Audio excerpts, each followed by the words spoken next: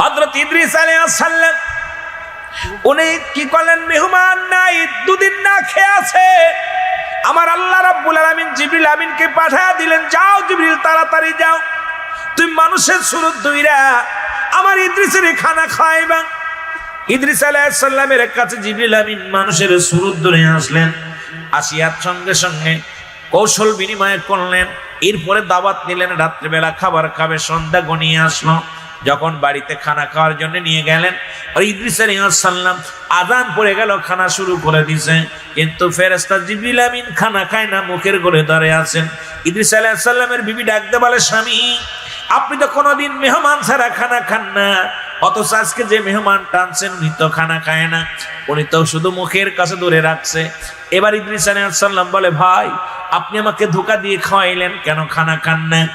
ইদ্রিস আলাইহিস সালাম বলার পর জিবরিল আমিন বলে, ভাই আমি আসলে মানুষ নয়, আল্লাহ রাব্বুল আলামিন আপনার কাছে পাঠিয়েছে, আপনি না খেয়ে আছেন, ক্ষুধার্ত অবস্থায় আছেন, এটা দেখে আমার আল্লাহ বড় মায়া লাগছে, আমার রব্বুল আলামিন আমাকে পাঠাইছে আপনাকে যেন খানা খাওয়ায়, এই জন্য আপনার কাছে আমি মানুষের সুরত ধরে আসি, আপনি খানা খেয়েছেন।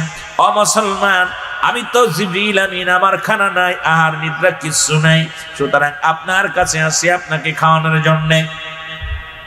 ইদ্রিস আলাইহিস সালাম বলেন, জিবরিল আমিন তুমি আমার সঙ্গে 2 নাম্বারই করছো, তোমার ক্ষমা নাই। হে মুসলমান শোনো, জিবরিল আমিন ডাকতে বলে, ও আল্লাহর নবী আমার ভুল হয়ে গেছে, আপনি আমারে ক্ষমা করেন, আমি আপনারে খাওয়ানোর জন্য এসেছি, আমি আপনার কাছে ক্ষমা চাই এই মিথ্যাটা বলার জন্য। মুসলমান শুনে নাও, কয় ক্ষমা আমি করতে পারি, আমারে তুমি দুনিয়ার মধ্যে আমার সঙ্গে দোস্ত পাতাইতে হবে, 2 নাম্বার আমার এখন মারতে হবে, 3 নাম্বার আমাকে জিন্দা করতে হবে, 4 নাম্বার আমাকে জান্নাত জাহান্নাম দেখাইতে হবে। যদি আমার শর্তে রাজি হও, আমার প্রস্তাবে রাজি হও, তাহলে আমি তোমারে ক্ষমা করে দিব। ইদ্রিস আলাইহিস সালাম বলেন, বলার পর জিবরিল আমিন বলল, ঠিক আছে আমি আপনার প্রস্তাবে রাজি। আল্লাহু আকবার বলেন। প্রস্তাবে রাজি হয়ে গেলেন ইদ্রিস আলাইহিস সালাম। ও মুসলমান, ইদ্রিস আলাইহিস সালামের প্রস্তাবে যখন জিবরিল আমিন রাজি হয়ে গেলেন, আমাকে এখনই মারো, সঙ্গে সঙ্গে জানটা কবজ করা হলো, আবার তারে জিন্দা করা হলো, জান্নাত জাহান্নাম দেখানো হলো। জান্নাত দেখে ইদ্রিস আলাইহিস সালাম বড় আনন্দিত হয়ে গেলেন। জান্নাতের মধ্যে যাইয়া আর আসতে মন চায় না। জিবরিল আমিন ডাক দিয়ে বলেন, হুজুর আপনি আসেন না কেন, জান্নাত থেকে আসেন। জিবরিল আমিন রে, আমার আল্লাহ জান্নাত বানাইছে ঈমানদারের জন্য,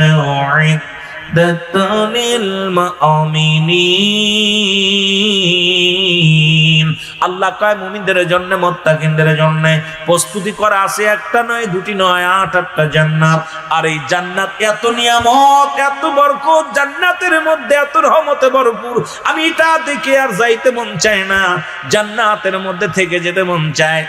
জিবরিল আমিন কয়, হুজুর আপনি কেন থাকতে চান? কারণ আপনি কথা দিয়েছেন, আপনি একজন নবী, আমার সঙ্গে দেখার কথা দিয়েছেন, আপনি দেখে চলে আসবেন। এবার ইদ্রিস আলাইহিস সালাম দৌড়ে আসলেন, আবার জান্নাতের মধ্যে দৌড়ে চলে গেছেন। জোরে জোরে চিল্লায়া বলা যাবে না সুবহানাল্লাহ। ইদ্রিস আলাইহিস সালাম কি আমার আল্লাহ ডাক দিয়ে বলে, বন্ধু ও বন্ধু, তুমি জান্নাত পেয়ে খুশি নি? জান্নাত দেখে খুশি কিনা? ইদ্রিস আলাইহিস সালাম বলে, আল্লাহ আপনার জান্নাত গুলো এত এত সুন্দর, এই জান্নাতের বিবরণ আমি কি দিয়া দিব? এই জান্নাতের বিবরণ আমি দিতে পারি না, এত নিয়ামত, এত ভরপুর রহমত, জান্নাতের ভিতরে কিছু অভাব নাই, বালাখানার অভাব নাই, স্বর্ণের অভাব নাই, রূপার অভাব নাই, খানার অভাব নাই, নারীর অভাব নাই, বাড়ির অভাব নাই, সব কিছু জান্নাতের মধ্যে আছে। আমার আল্লাহ ইদ্রিসকে পায় খুশি নি? কয় হ্যাঁ খুশি হয়েছি, তবে একটা কষ্ট, আমার মাওলা তোমার আজরাইল যখন আমার রূহটা নিছে, মনে হয় যে আমার রূহটা অনেক কষ্ট দিয়ে আমার জানটা বাইর করেছে, আমি বড় কষ্ট পেয়েছি। আল্লাহ ডাকতে বলে, জিবরিল,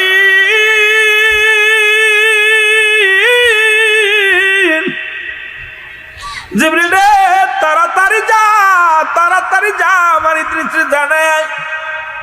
ইদ্রিস আলাইহিস সালামের কাছে জিবরিল আমিন আসছে গো, ডাক দে বলে, আল্লাহর নবী আমি আপনার কাছে হাজির।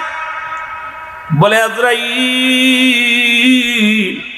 আগে বলো আমার রুহটা তুমি কেমনে বাইর করেছো, আমার জানটা তুমি কেমনে বাইর করেছো? বলে হুজুর, মায়ের বুকে দুধ খাইতে খাইতে সন্তান যেমনি ঘুমায়া যায় এমনি আপনার রুহটা বাইর করেছি।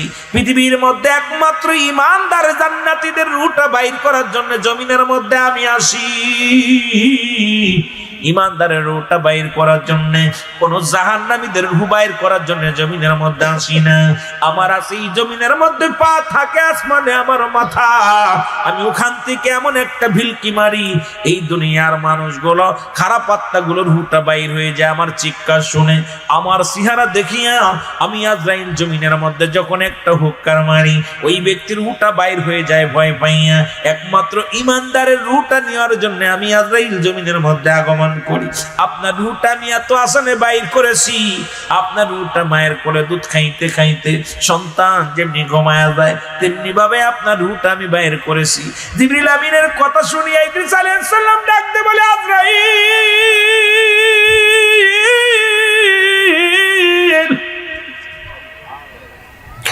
আজরাইল রে, এই মৃত্যু যন্ত্রণা যদি এত কঠিন হয় রে, এত সহজ মৃত্যু যদি এত কঠিন হয়, আমার গা থেকে ব্যথা যায় নাই, যন্ত্রণা যায় নাই রে আজরাইল, আমি ইদ্রিসের গায়ের যন্ত্রণা যাই না।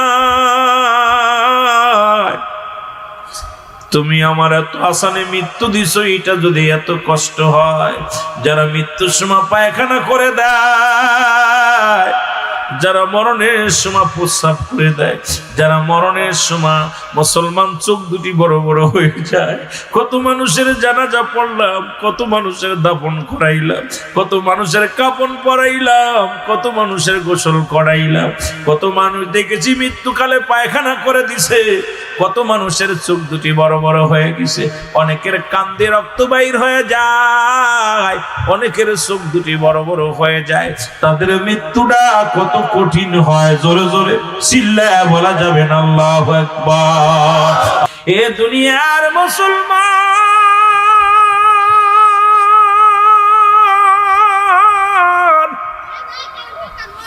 ওই এক নাম্বার বিপদ হলো মানুষের মরণ। এই মরণের পেয়ালা পান করতে হবে, এর মধ্যে কোনো সন্দেহ নাই। আসেনি কুল্লু নাফসিন যায়কাতুল মাউত, প্রতিটা প্রাণেরই মৃত্যু স্বাদ গ্রহণ করতে হবে, জোরে বলেন ঠিক কিনা? রাসূল কয় মেরকত শরীফ মেরকতের 10ম খণ্ড 722 নম্বর পৃষ্ঠা, তাফসীরুল বায়ান 5ম খণ্ড 524 নম্বর পৃষ্ঠা। নবী কি কয়? নবী কয় লা আলা শব্দান ইন্না, নিশ্চয় আলা ইন্নাহু আল্লাহি, আল্লাহর তরফ থেকে যারা হয় আল্লাহর মাহবুব বান্দা হয়, লা ইয়ামুত, তাদের মৃত্যু নাই।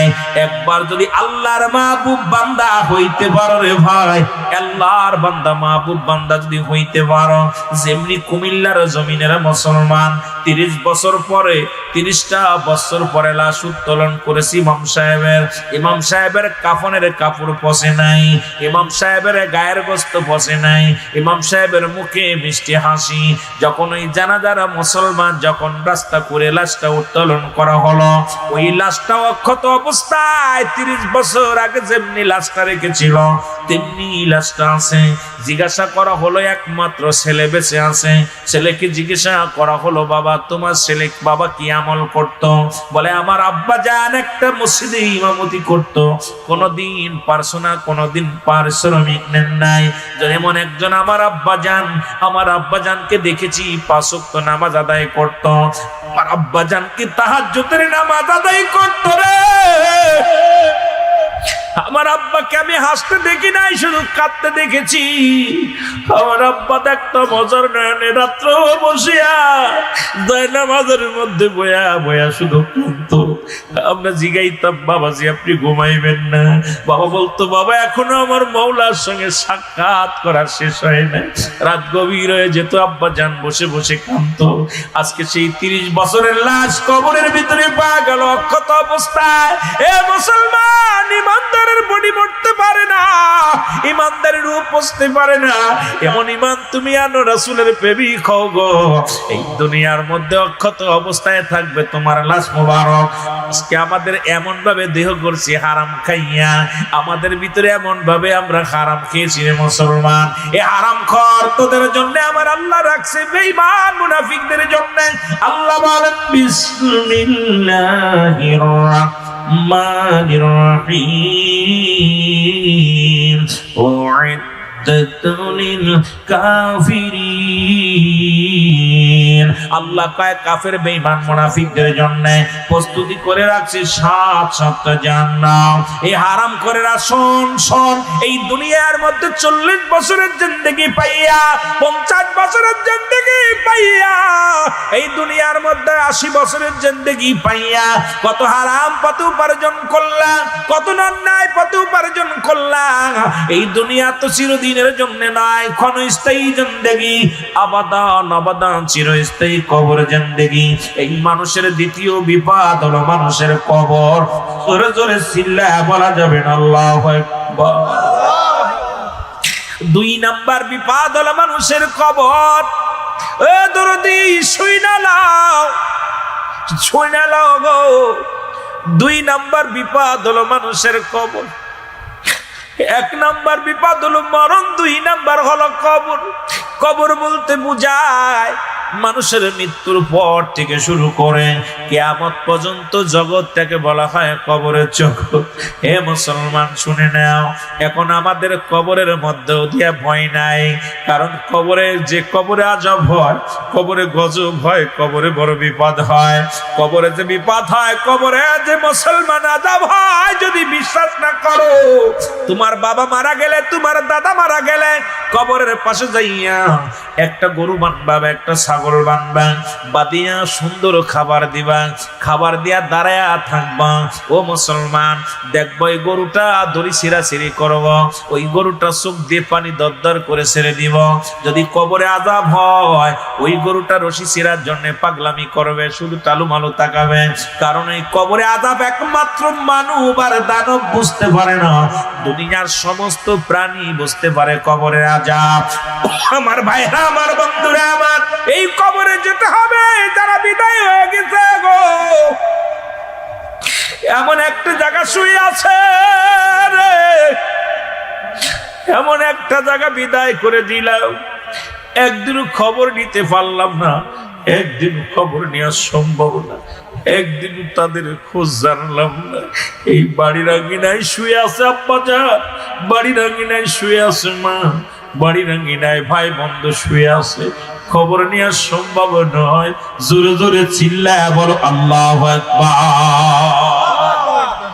আল্লাহকে পাওয়া সম্ভব নয়, সবকিছু ছেড়ে দিয়ে একমাত্র ঠিকানা বানাইলো জঙ্গল। আজকে আল্লাহর প্রেম নাই, রাসূলের প্রেম আমাদের মধ্যে নাই। শুধু তাই নয় রে মুসলমান, শুনে নাও, আজকে পৃথিবীর মধ্যে শেখ ফরিদ তার কি করলো, দুনিয়ার চক্ষু 2টা দান করে দিল আল্লাহকে পাওয়ার জন্য, আজকে রাসূলকে পাওয়ার জন্য।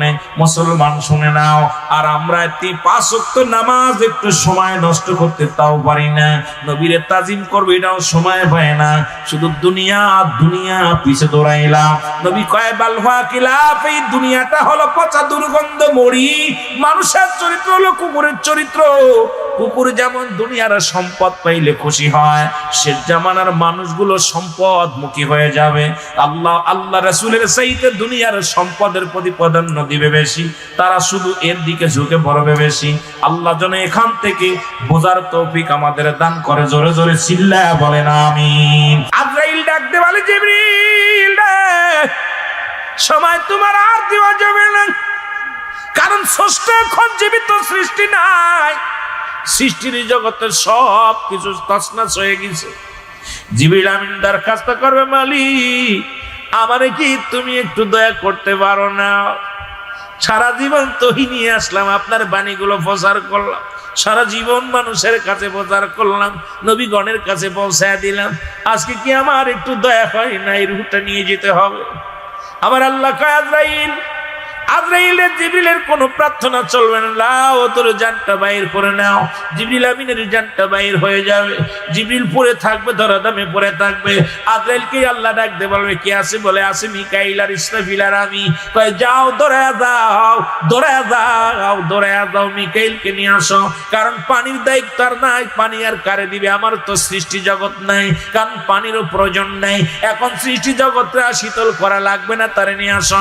সঙ্গে সঙ্গে চলে যাবে মিকাইলের কাছে, মিকাইলকে ডাকতে বলবে, মিকাইল রে, আমি আল্লাহর আল্লাহর ফেরেশতা জিবরিল আজরাইল, আমি আপনার কাছে আছি, এখন যেতে হবে।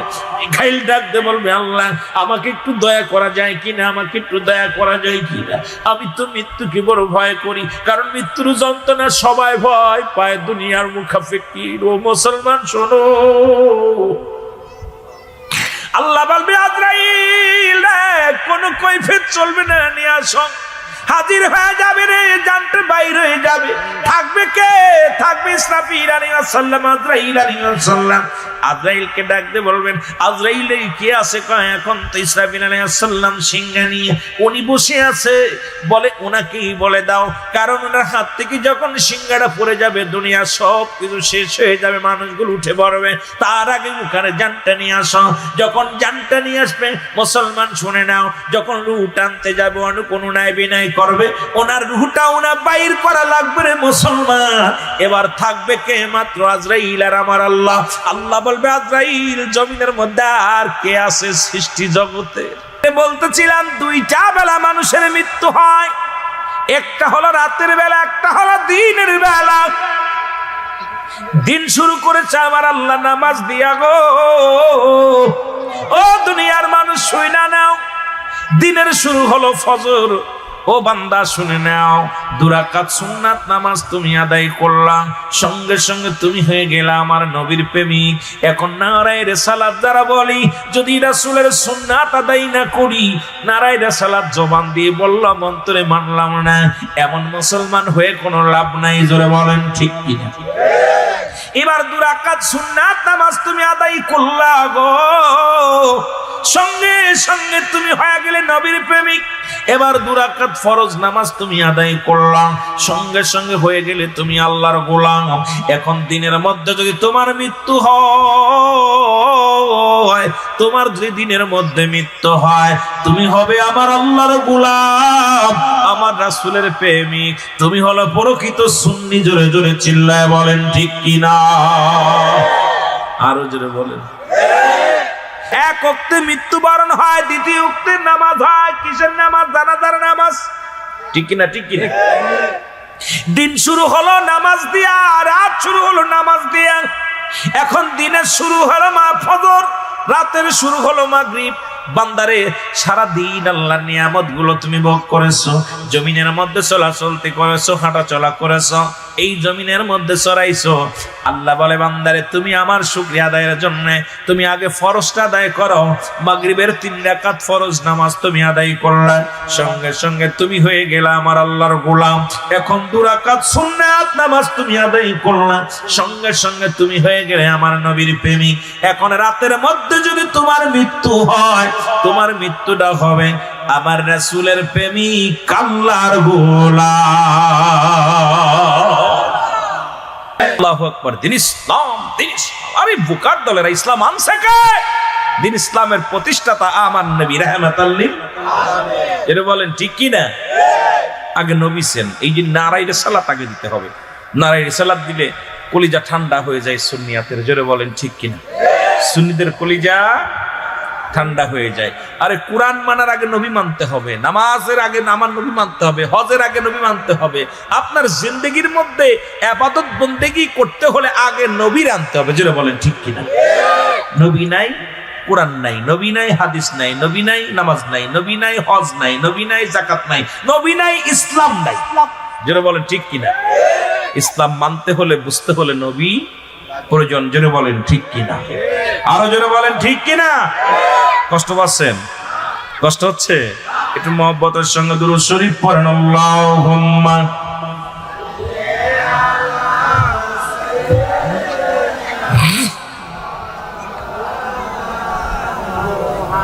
وعلى علي سيدنا তুমি কেমন করেন ঘুমাও মানুষ, তুমি কেমন করেন ঘুমাও মানুষ, ফজর করে কাজা এমন তো হতে পারে জোহরে জানাজা। জোরে বলেন ঠিক কি? আমার মরণ আসিবে কখন কেউ তো জানি না, আমার আমি চলে যাব আমায় তোমরা ভুইলা যাইও না, আমি চলে যাব না, আমার মরণ আসিবে কখন কেউ তো জানি না, আমার মরণ।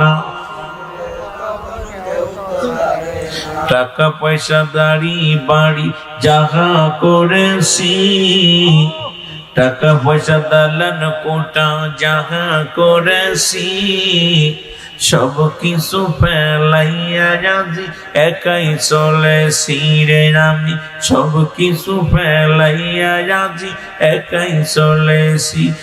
আমি যাবার বেলায় ভেবে দেখি আমার কেহ নাই, আমি যাবার বেলায় ভেবে দেখি আমার কেহ নাই, আমার মরণ। আরো যদি বলেন আমার মরণ আসিবে কখন কেউ তো জানি না, আমি চলে যাব আমায় তোমরা ভুইলা যাইও না, আমি চলে যাব না, আমার মরণ আসিবে কখন কেউ তো জানি না, আমার মরণ।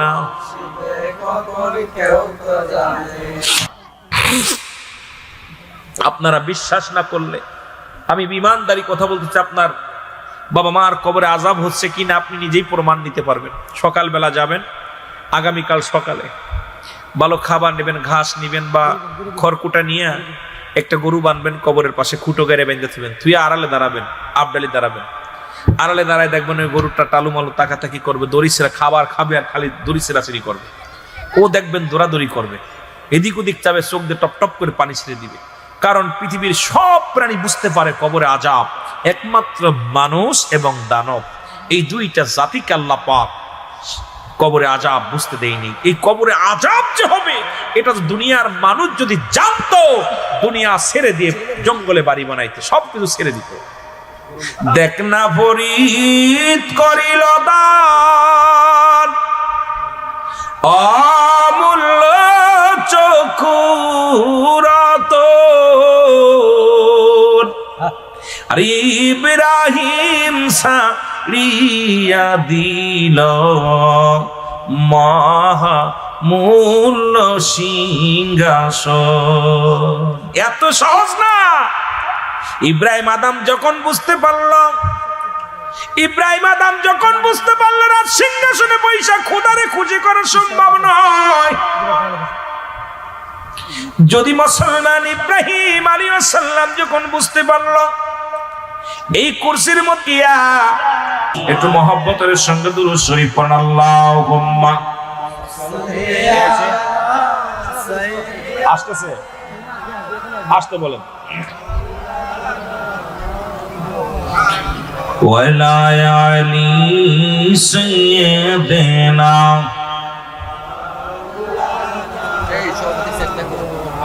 আরো জোরে বলেন আল্লাহুম্মা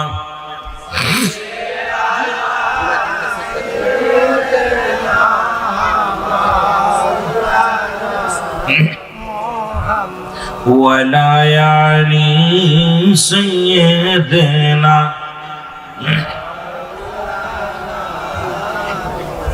আমার রাসূল কি ধন এ জগতে বান্ধব আমরা চিনলাম না, আমার রাসূল কি ধন এ জগতে বান্ধব আমরা চিনলাম না। দয়াল নবী, নূরের নবী, আমার জানের জান,